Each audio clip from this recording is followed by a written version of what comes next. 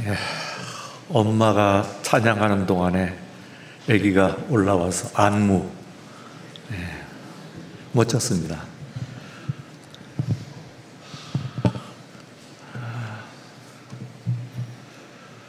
고린도 후서 1장입니다. 고린도 전서를 다 마쳤습니다. 그리고 고린도 교회에 보내진 두 번째 편지입니다. 더 정확하게는 세 번째 편지입니다. 우리가 고린도 1서 혹은 고린도 전서라고 하는 그 편지 이전에 성경 속에 포함되지 않는 고린도 교회에 보낸 사도 바울의 편지가 그 편지가 더 존재하는 것을 우리가 전서 그리고 후서의 두세 절 가운데서 읽을 수가 있습니다.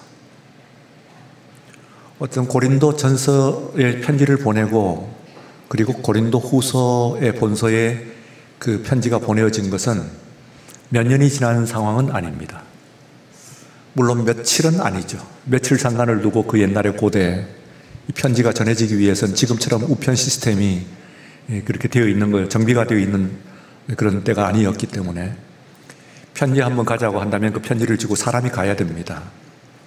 그야말로 산 건너 물 건너 하는데 그 물 속에서는 강, 호수뿐만 아니라 바다가 있습니다. 에게해라고 하는 큰 바다이죠. 그 유명한 에게해의 눈물 하는 그 에게해입니다.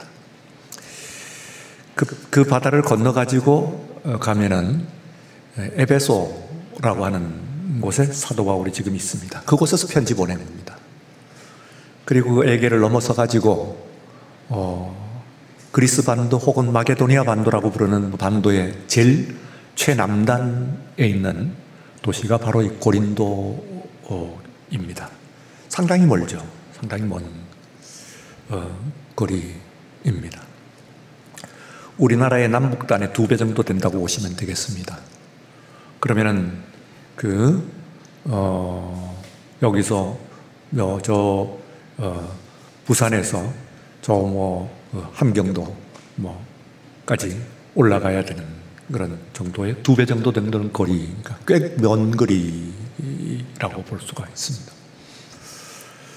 자, 그러니까 몇 달 정도는 되는데 몇 년은 안 될 것 같은데 정확하게는 이제 앞에 있는 전서에 있는 내용들이 후서에 반영이 되어 있기 때문에 특별히 오늘 1장 우리가 읽은 이 본문 앞에서 다 읽지 않았습니다만 12절부터 읽었는데요.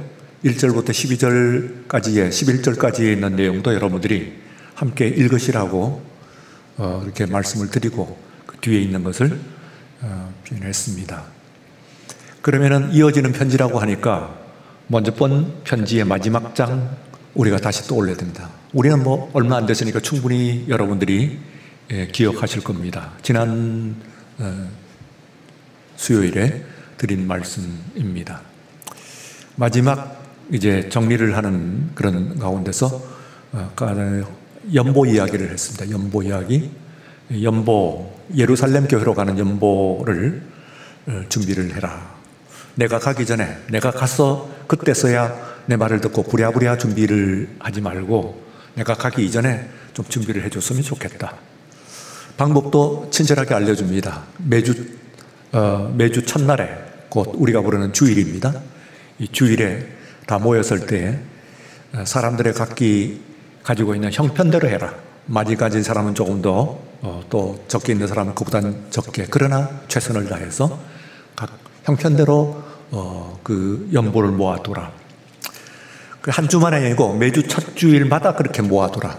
그래서 그것을 가지고 내가 갈 때 그 연보를 받게 해라. 그런데 돈이기 때문에 오해를 일으키지 않기 위해서 너희들이 신임하는 사람을 통해 가지고 그 연보를 예루살렘 교회에 전하겠다. 내가 지시하는 것이긴 하다마는 그러나 내가 그 현금에 손을 대지는 않고 너희들이 신임하는 사람, 위임하는 사람에게 그 돈을 연보를 쥐어가지고 예루살렘 교회에 전하겠다. 혹 너희들이 내가 그 사람과 함께 동행하기를 허락하면 사실상에 있어서는 그 연보는 사도 바울이 가야 의미가 있죠. 그렇죠. 사도 바울의 발상에 의한, 약속에 의한 연보이기 때문에 사도 바울이 가야 됩니다. 돈 만들려고 하면은 그 조금 이상한 그런 경우가 되기 때문에 사도 바울이 이제 그걸 들고 가야 됩니다. 그래서 너희들이 위임하는 사람을 통해 가지고 보내겠다마는, 그러나 너희들이 허락을 한다면 내가 같이 가겠다. 물론 고린도 교회 그 당시에 바울과 사도와 그리고 교회의 관련으로 보아서 안 돼요. 그럴 수 없습니다. 그랬을 리는 만무합니다. 아마 사도 바울이 이제 그 현금을 쥐고 있는 사람과 동행하는데, 사실상에 있어서는 사도 바울이 그의 수중에 돈을 맡겨놓은 것 뿐이지 실제로 그 돈을 가지고, 연보를 가지고 예루살렘 교회를 가는 사람은 사도 바울이다. 그렇게 생각할 수가 있습니다. 그 뒤에 이제 오늘 말씀과 관련이 되어 있는 것은, 내가 너희들에게 이제 방문을 하겠다.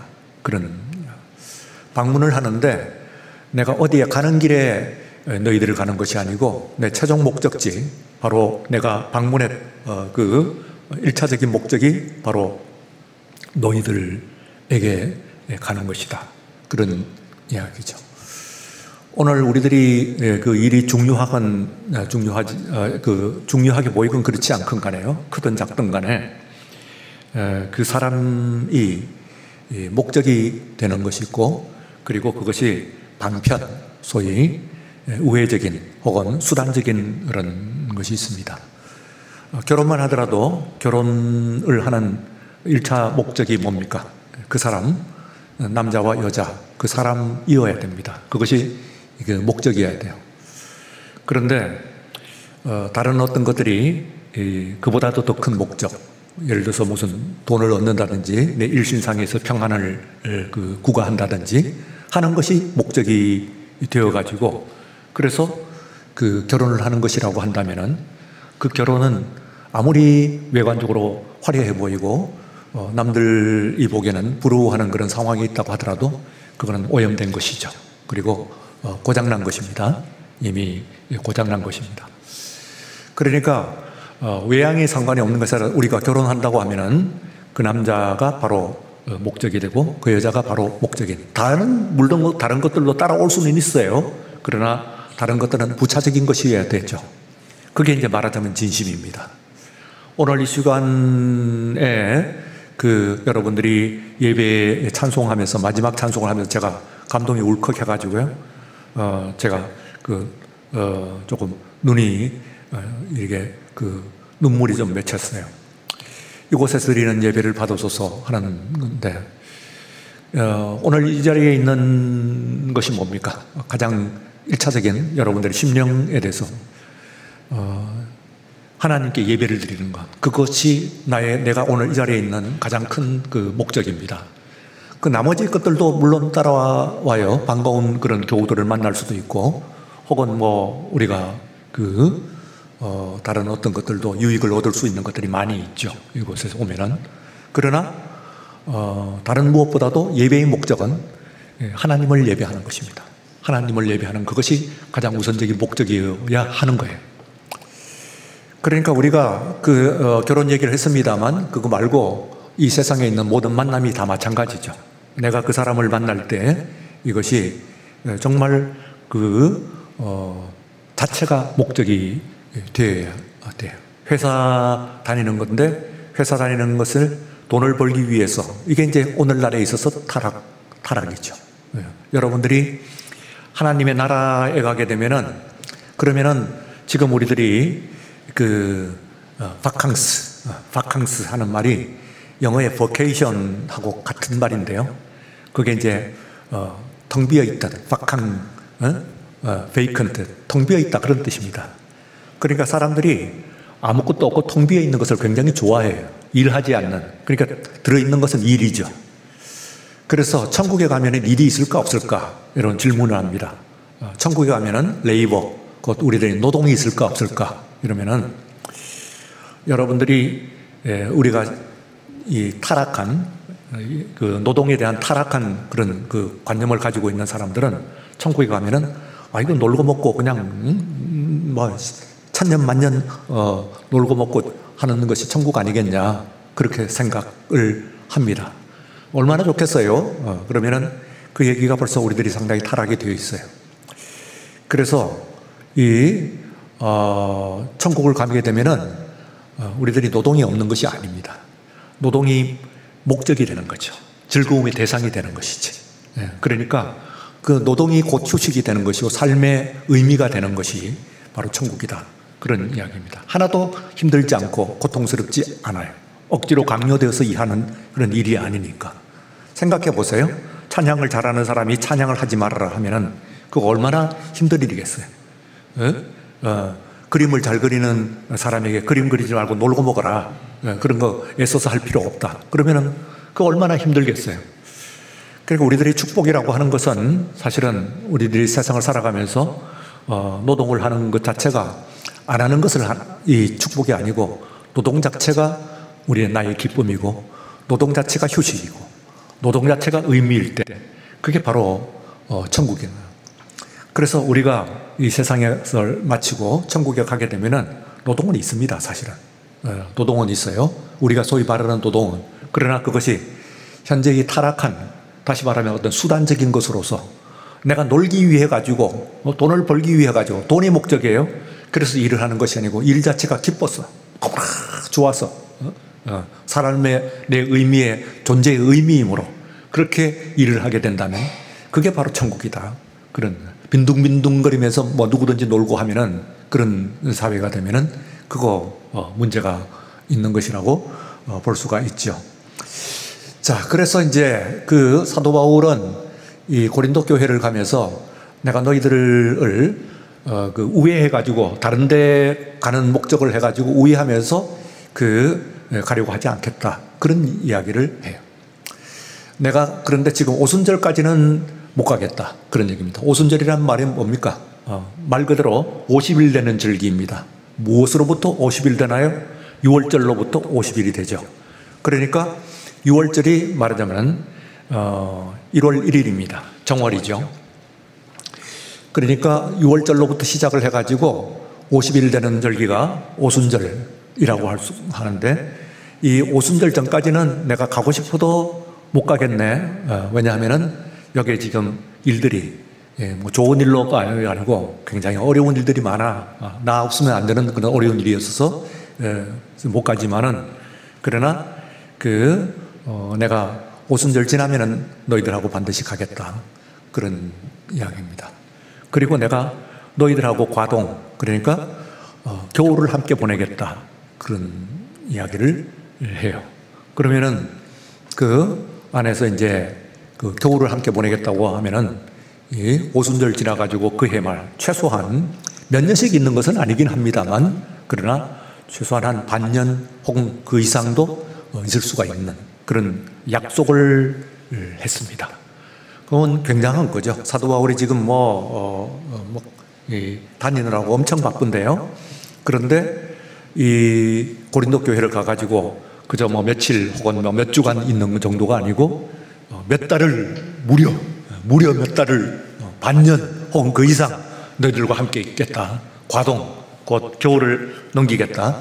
그렇게 이야기를 하니까 이건 굉장한 말하자면은 고린도 교회가 얼마나 사랑하고, 그리고 고린도 교회 자체가 목적이라고 그렇게 이야기를 할 수가 있습니다.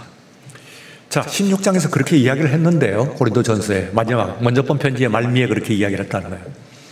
그런데 이제 고린도 후서 다음 편지에 보게 되면은 틀림없이 아마 몇 개월 후에 있는 다음 편지, 지금 원장님 보게 되면은 앞에서 읽지 않은 부분에서 그 약속을 지킬 수 없게 되었습니다. 그래서 이 16장 고린도전서 16장 7절에 보면은 이제는 지나는 길에 너희를 보기를 원하지 아니하노니, 그러니까 그 전에는 몇 번 그랬던 것 같아요. 지나는 길에 고린도 교회를 봤어요. 그러니까 그렇게 되면은 원치 않는 메시지를 줄 수가 있어요. 마치 고린도 교회는 지나는 길에 한 번씩 보는 것이고, 그리고 그렇게 중요한 것으로 그야말로 메인 타겟, 마지막 그 주 목적이 아닌 것으로 이해를 할 수가 있습니다. 더구나 지금 이 에베소 교회는 너무나 오래 있는 거예요. 사도 바울이 상당히 1년 이상 그렇게 굉장히 오래 있는데 불구하고 이 고린도 교회는 와가지고 그저 뭐 한두 주 그렇게 들여다보고 그냥 떠나는 거니까 마치 우리가 홀대를 받는 것인가 그런 생각을 할 수가 있습니다. 고린도 교회가 있는 그 지역이 아카이아 지방이라고 했습니다. 근데 이 지방은 그야말로 그 열등감과 우월감이 뒤섞여 있는 그런 지방입니다. 우리가 어떤 사람 한 사람을 이해를 하자면은 그 사람의 우월감과 열등감 두 가지를 다 볼 수 있게 되면은 그 사람을 이해를 하는 셈이 됩니다. 오늘 이 자리에 있는 우리 모두들, 저까지도 포함해서 이 자리에 있는 모든 사람들이 우월감이 없는 사람은 없죠. 사실은 뭐라고 해도 속에서는 내가 어떤 면 당신들보다도 나는 좀 뛰어나 자랑할 만해 그런 그것을 다 가지고 있을 겁니다. 여러분들이 또 그 반대로 여러분들이 그 열등감을 가지고 있습니다. 참 부끄러워. 그리고 참 내놓기 쑥스러워. 이거 들키면 어떻게 하지? 이런 그 열등감을 이 세상에서 굉장히 위대해 보이는 사람, 그런 사람들도 다 열등감은 가지고 있습니다. 우월감과 열등감이 따로따로 존재하기도 하지만은 뒤섞여 가지고는 어떤 때는 그 영향을 서로 미치기도 하고, 심지어는 우리가 우월감이라고 생각하는 것이 사실은 열등감의 다른 얼굴이고, 또한 열등감이라고 생각하는 것이 또 우월감의 다른 얼굴이기도 합니다. 지킬 박사와 하이드라는 그 유명한 스티븐슨의 책 아시죠? 보물섬을 썼던 사람인데요. 이 로버트 스티븐슨 이 사람이 그 지킬 박사와 하이드, 그거는 굉장한 그런 이 내면의, 인간의 내면을 보여주는 것이라고 볼 수가 있어요. 뭐 그 사람 스티븐슨 뿐입니까? 지금 우리가 뭐 4대 뮤지컬, 5대 뮤지컬 뭐 그런 이야기를 하잖아요. 세계에서 4대 뮤지컬 하면은 뭐가 들어가, 싸이공이 들어가고 뭐 시카고가 어쩌고 뭐 하는데, 불후의 1위가 뭡니까? 뭐 뮤지컬을 좋아하고, 요즘 뭐 뮤지컬 다들 좋아하시니까 이 뮤지컬 중에서 뭐 최고의 뮤지컬이라고 뭐 다는 아니라고 해도 거의 대부분이 인정을 하는 그것이 뭡니까? 그게 말하자면은 팬텀, 오페라의 유령이에요. 팬텀 오브 오페라, 오페라의 유령이에요. 그게 뭘 얘기하냐면 인간의 이중성을 이야기를 하는 겁니다. 극장, 그리고 뒤에 있는 극장, 조명 속에 있는 어둠 속에 있는 나, 그리고 자랑스러운 나, 그리고 아주 또 아주 천사 같은 그런 마음, 그리고 또 열등감, 무서운 마음, 이런 것들이 뒤엉켜 있죠. 다 섞여가지고 있는데, 그걸 이제 절묘하게 표현을 하는 것이 바로 이 오페라 유령 제1회. 물론 거기에 있는 뭐 연기도 좋고, 그리고 또한 노래도 좋습니다. 물론 장엄하고 좋긴 합니다만, 그러나 그것이 불후의 1위의 명작이 되는 것은 다름 아닌 인간의 이중성을 드러냈다고 하는 그 의미예요.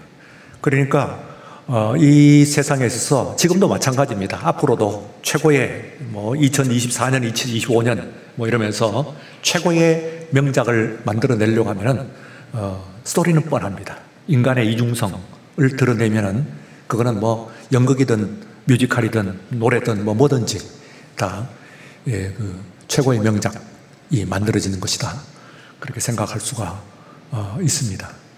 그런데 이 고린도가 그걸 포함하고 있는 아가야 지방이 바로 이 이중성 덩어리, 범벅이 되어 있는, 이중성의 범벅이 되어 있는, 고린도 교회만, 고린도 사람들만큼, 고린도 지역만큼 우월감을 가지고 있는 사람이 없고, 그리고 고린도만큼 열등감이, 컴플렉스가 심한 데가 또 없어요. 그게 엉켜 있으니까 이게 이제 일어나면서 여러 가지 문제를 나타냅니다. 개인도 마찬가지죠. 이게 뭐 조화가 제대로 되어 있지 않으면 문제를 만들어내는 것과 마찬가지로 이 지역도 마찬가지입니다. 한때는 이 세계사의 이제 주역이었어요. 이 고린도 지역의 아가야 지방이 세계 주역이었어요.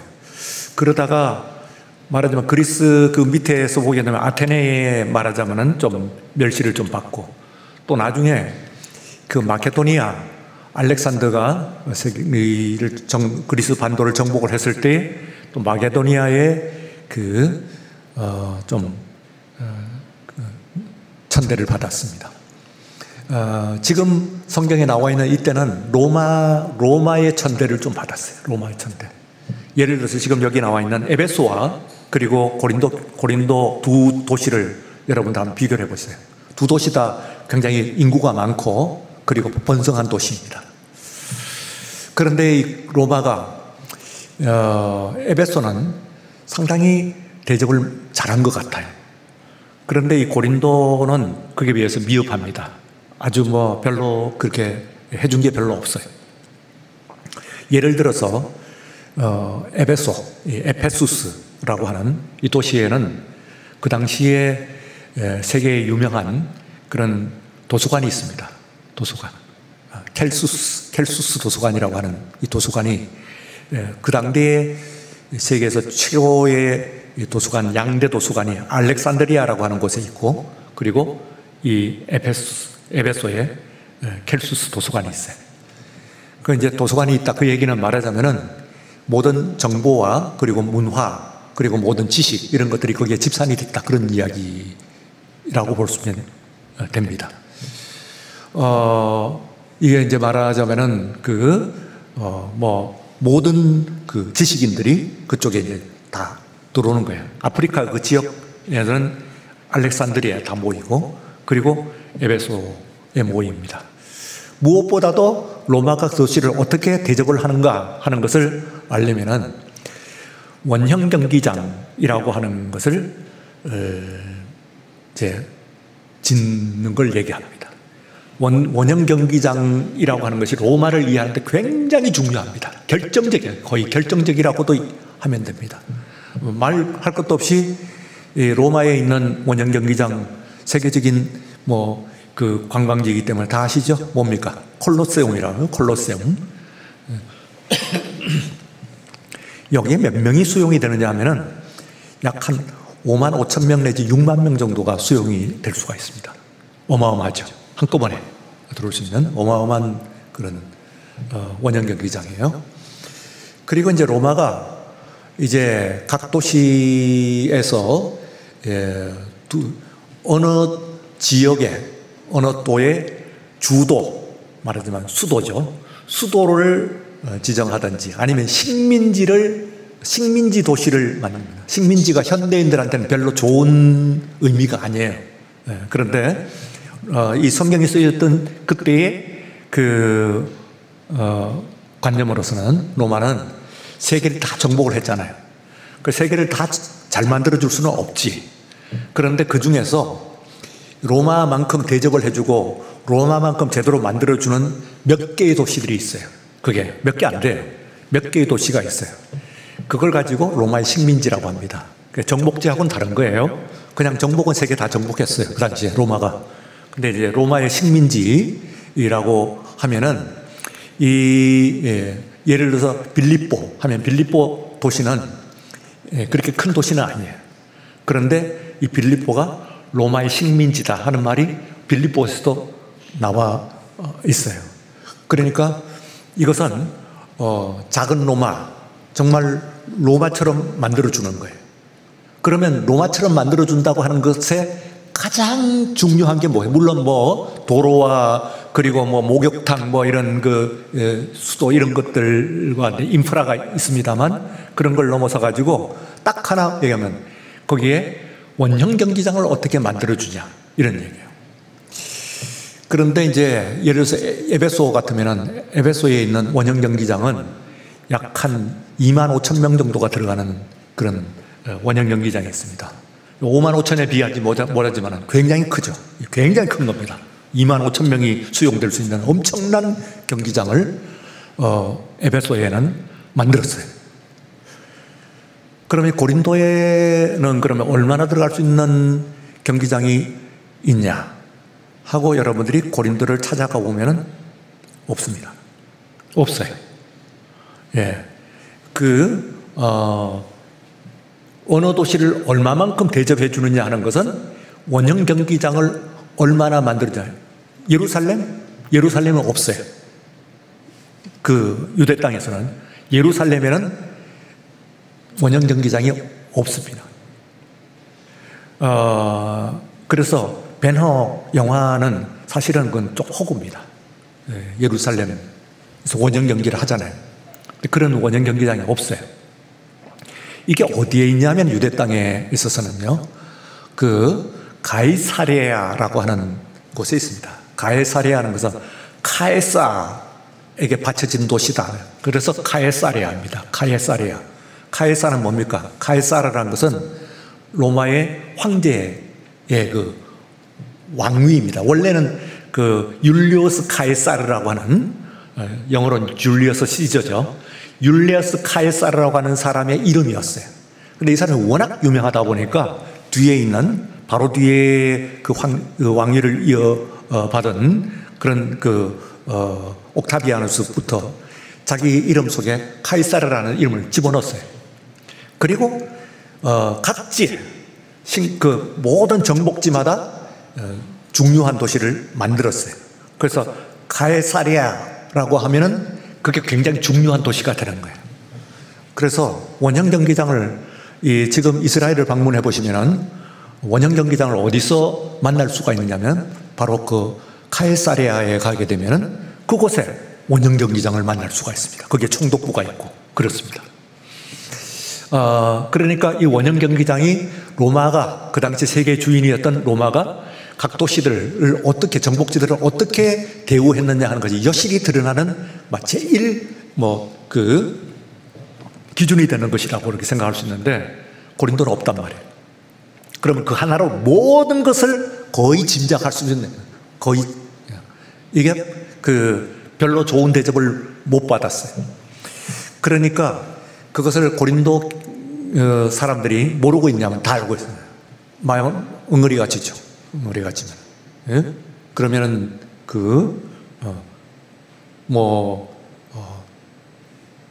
뭡니까? 우리나라로 치게 되면은 다른 지역은 다 그런 대로 예를 들어서 조선시대 같으면은 경기 지역은 말할 것도 없고 중심이고 본향이고 또 전주지방으로 내가면은 그건 권력의 본향이고 그리고 또 영남으로 가면 권력의 근거지죠. 이렇게 되니까 다 또 평양으로 가면은 평양 감사라는 말도 있잖아요. 다 또 인정을 그런데 다 해주는데 가장 전체 한반도에서 좀 서러운 대접을 받았던 것이 함경도 지역이에요. 함경도. 이건 원래 고려 시대 때는 우리 땅도 아니었어요. 세종대왕이 하신 큰 업적 중에서 말하자면 그 지역이 우리 토끼 귀에 이제 해당되는 거죠.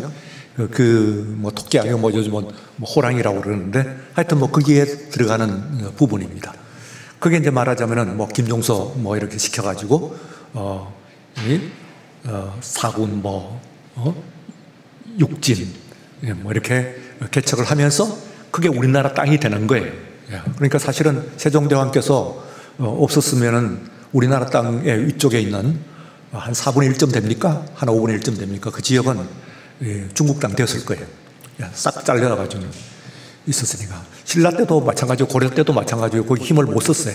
사실 그게 올라간 거거든요. 그러다 보니까 거기에 반은 우리나라 사람이고 조선 사람이고 반은 여진이고 이쯤으로 생각을 하니까 제대로 대우를 했겠어요. 그런데 이제 거기서 이성계가 원래 이제 전주이시긴 합니다만 함흥에서 이렇게 살았다고 태어났어요.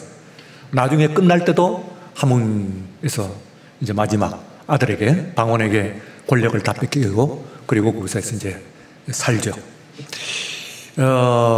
아들이 아버지를 달래려고 차사를 보냅니다. 차사는 일회적인 특별 임금의 대사라고 보면 돼요. 함흥에 지금 아버지가 계시니까 조금 이렇게 아버지를 달래려고 보내니까 오는 것들마다 다 곱게 돌려버리자고 죽여버립니다. 그러니까 차사를 보내긴 보냈는데 함흥에 가는 차사는 갈 때는 가는데 오지는 않고 소식이 없단 말이에요. 그래서 이제 소식이 없는 사람들을 보고 함흥 차사다 그런 이야기를 하는데 바로 함흥 그 지역이 함경도의 함경도가 이제 함경도의 함자가 함흥이니까요. 그렇게 서러운 대접을 받았다. 그러면 응어리들 같은 것들이 있죠. 아무래도. 이 아가야 지방에 있는, 고린도 지방에 있는 사람들도 마찬가지입니다. 그래서 굉장히 다이나믹하기도 하지만은 소위 말해서 삐지기도 잘하는 거예요. 이 사람들이. 잘못 이게 하면 금방 상처 입은 영혼들은요, 살짝 상처만 건드리면은 굉장히 반발을 합니다. 그런 경우가 있죠.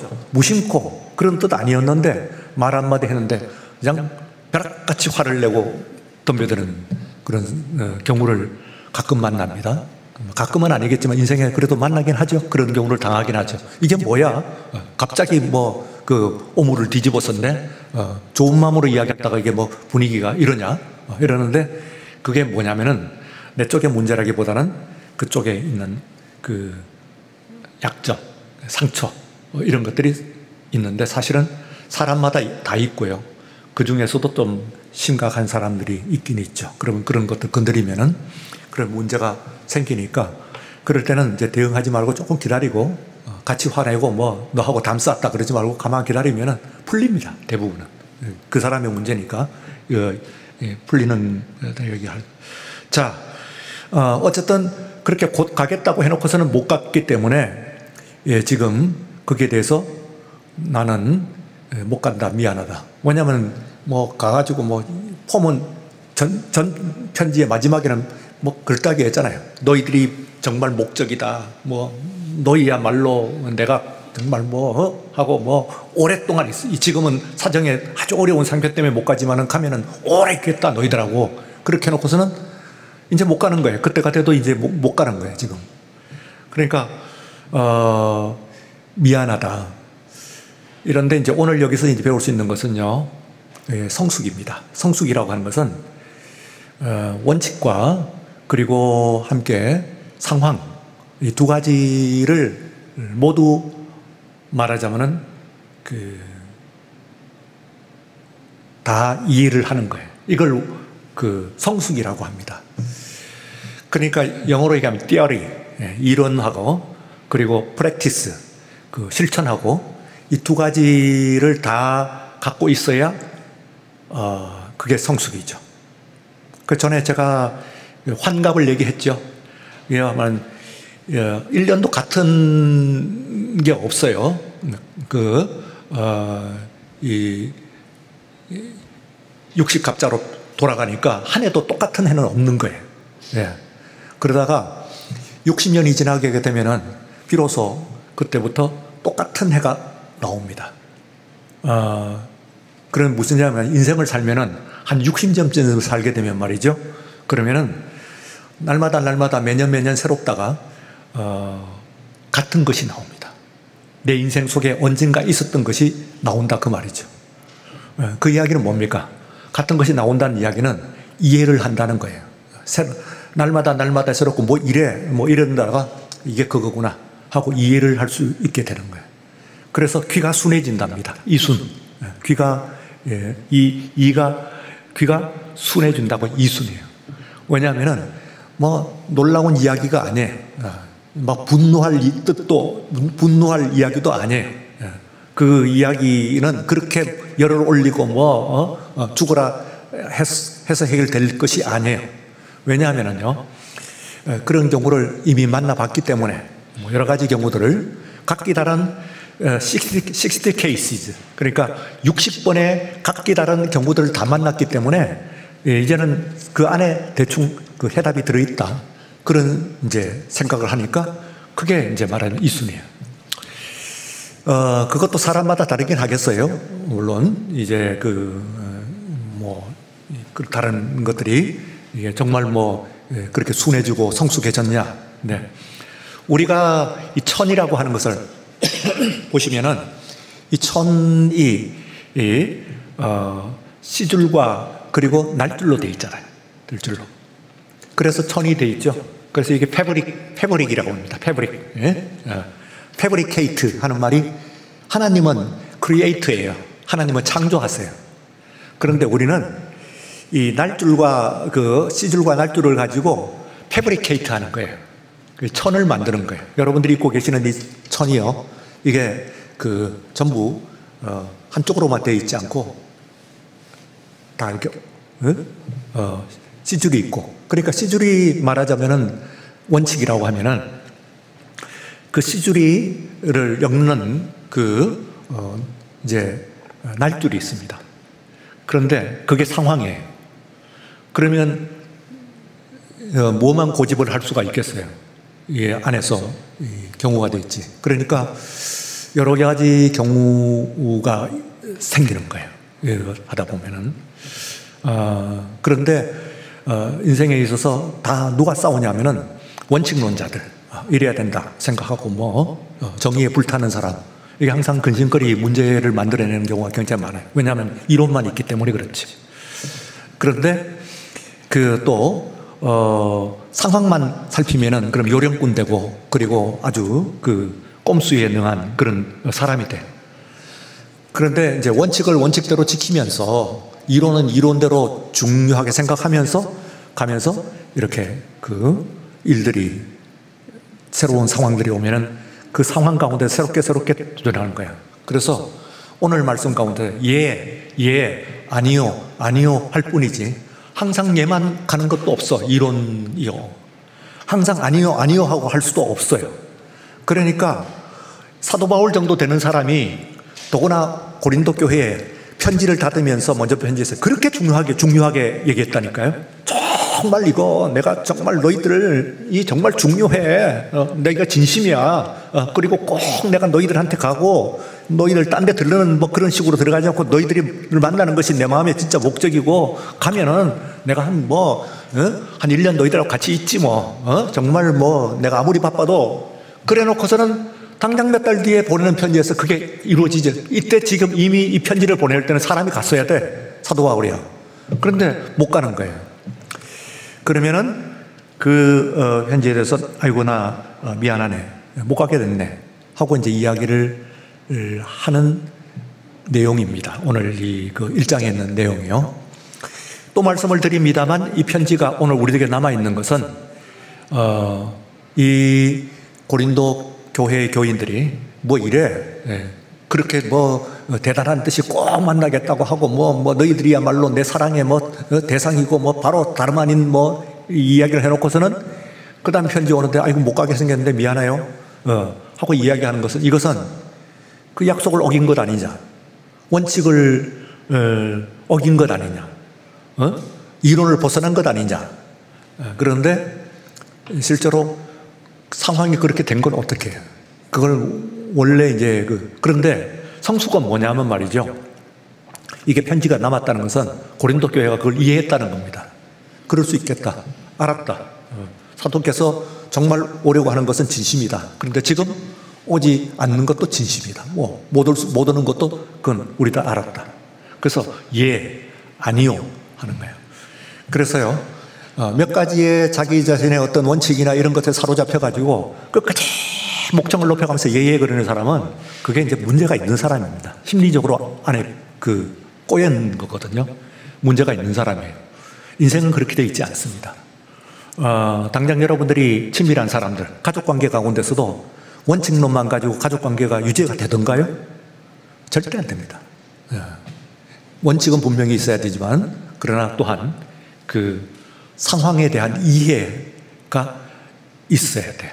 이게. 그래서 같이 가야 knowing과 understanding, 이 두 개가 같이 가야지. knowing만 가지고 가면은, 아는 것만 갖고 가서 나 안다 어쩐다 하면서 가면은 안 돼요. 또 모든 것이 다 괜찮다고 그러고 그냥 다 수용만 하는 그건 또 문제가 있는 것이다. 그렇게 생각할 수가 있습니다.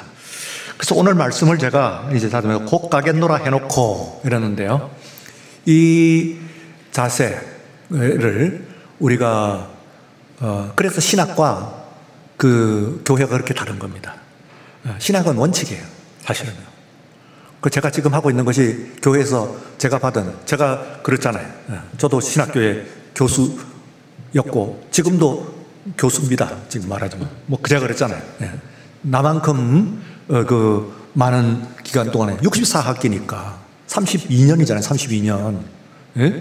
그 시니어 교수들한테 얘기한다니까요. 제가 장신대 시니어. 당신들 아무리 해도 이 가운데서 나만큼 그 강의 경력을 가진 사람은 없어요. 이런 농담조의 이야기를 하는데 농담하고 지어낸 얘기는 아니거든요. 그 무슨 얘기냐 하면은 그러나 왜 이 교회였냐면은 교회는 말하자면 그렇다고 해서 원칙이 필요 없나요? 신학이 필요 없어요? 그렇진 않습니다. 그러나 신학교에 있는 교실과 그리고 그 광장은 그렇게 차이가 있어요.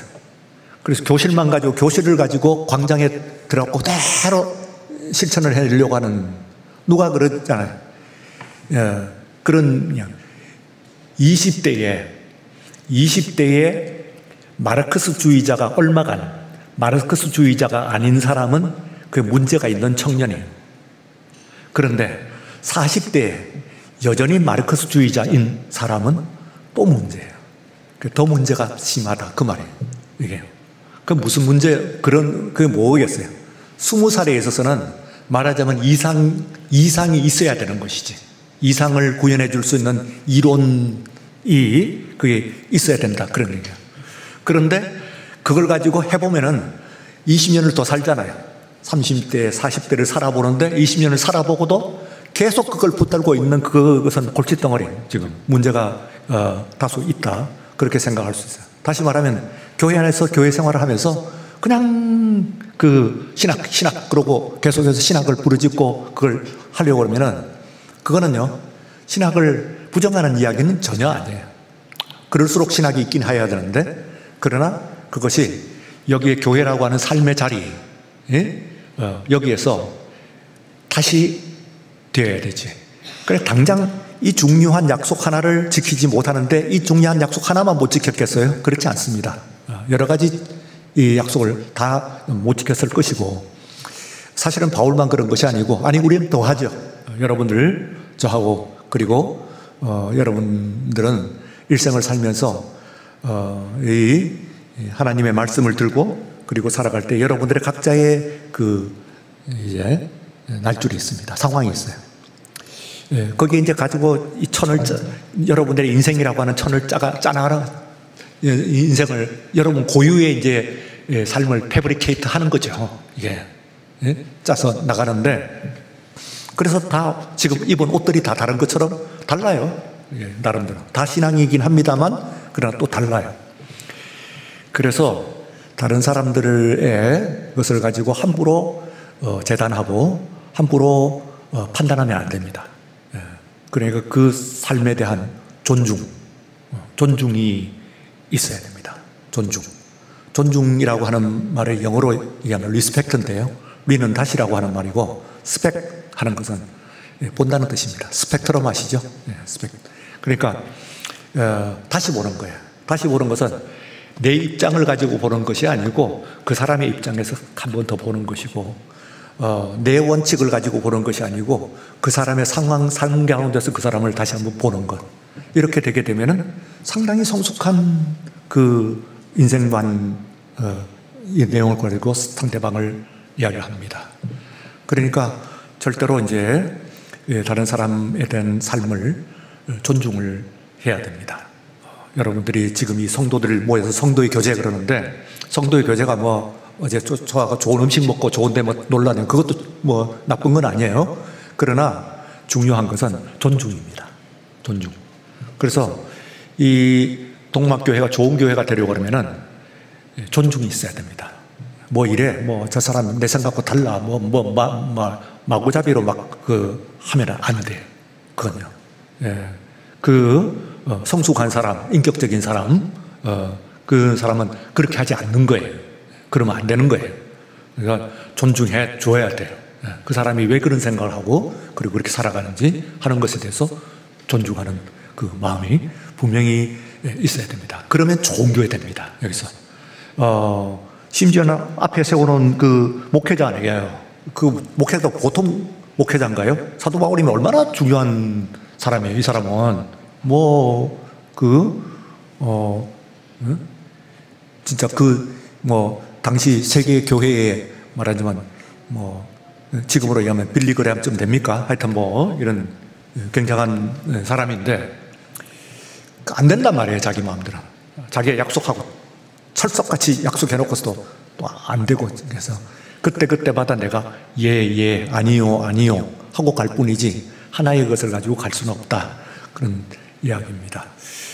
그래서 제일 이제 우리를 성숙하게 하고 그리고 우리를 우리답게 만드는 것은 이 천을 짜나가는 작업입니다. 한쪽만, 원칙만 가지고, 원칙은 버리는 것은 아니에요. 이론을. 그러나 원칙을 가지고 나는 신앙을 이렇게 생각해. 나는 내가 갖고 있는 이것은 이래. 그것도 중요하고, 그리고 한편에 있어서는 또 다른 사람들, 다른 신앙, 다른 인격 이런 것을 만나면서 또 사건들이 이루어집니다. 그러면 그 사건들을 만나면서 내 삶이 패브리케이트 되는 거죠. 만들어지는 거지, 말하면. 그래서 그 결과 여러분들이 있습니다. 아브라함 링컨이 그렇게 얘기합니다. 태어날 때의 그 얼굴이 잘생기고 못생기고는 그거는 부모님 잘 만나거나 못 만나고 차이인데, 나이가 40이 되어가지고 어떤 얼굴을 하고 있는가는 전적으로 본인이 책임져라. 왜? 40년쯤 살았으면 말이지, 지금 여러분들의 얼굴은요,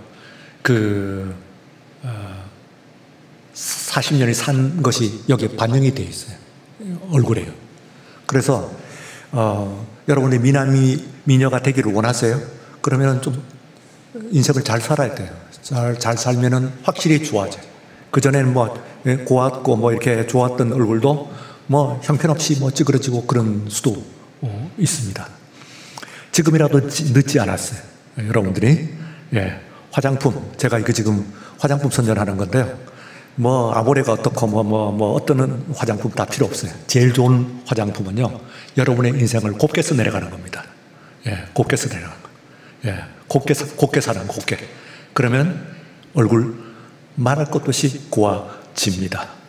이런 건 또 돈도 안 받습니다. 제가 이거 해가지고 아모레 같은 거는 요즘 20만 원, 30만 원 받잖아요.